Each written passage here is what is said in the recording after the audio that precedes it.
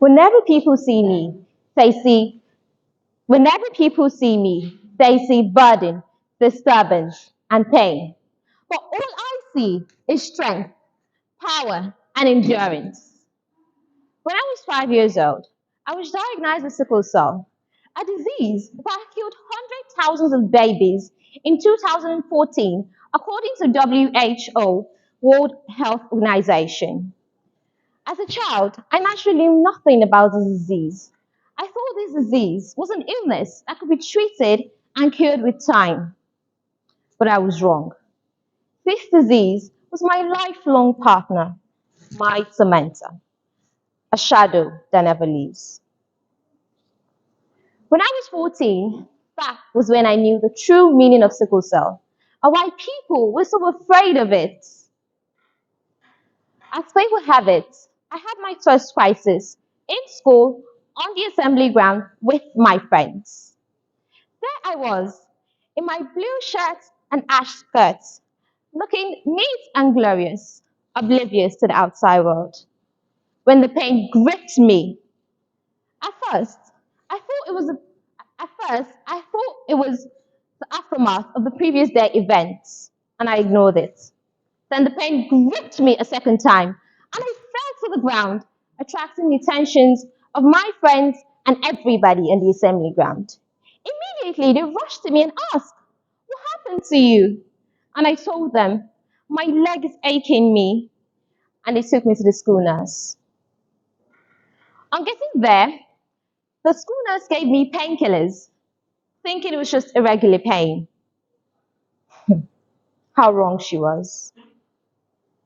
Minutes turned to seconds, turned to minutes turned to hours, and an hour almost into a day. The pain is still there. When the school nurse noticed this, she contacted my mom, and my mom told her I had a crisis. A crisis is a prolonged period of pain whereby the blood vessel is blocked in the body and blood cannot flow. Therefore, sometimes could cause a stroke or hypertension. Late in the evening, my mom came to pick me and she took me to the hospital. On getting there, the doctor told me I had to be hospitalized. Days into weeks into months, and I was still on the hospital bed in excruciating pain. It felt like my legs were crushed by a stampede of elephants every second. That day on the assembly ground changed my life. I could no longer do the things I loved. I couldn't go for excursions. I couldn't meet my friends. I couldn't go for classes. I couldn't do anything. I had to check whether the weather was hot or cold. What kind of clothes should I wear? Should I put on a cardigan or a sleeveless? I had to think.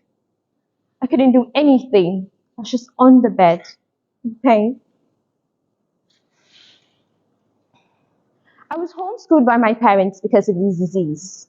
I could no longer go to school. This disease robbed me of my self-confidence and my self-esteem.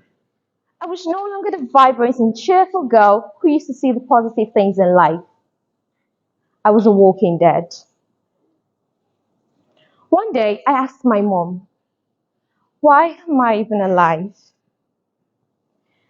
And she said, "God has a purpose for everything, and He never abandoned His home."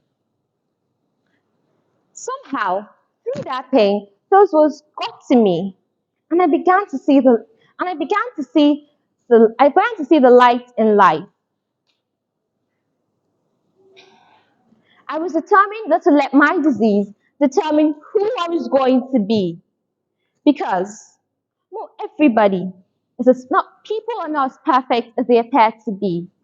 All we are illusions of imperfection. So, do not let your disease, your challenge, your fear determine who you are going to be. Do not let your challenge, your fear, and your problems determine who you are going to be. Stand strong. Stand strong and face that challenge. that fear, that disease. After all, I am a living proof of that phrase. I came, I saw, I conquered. Head coach.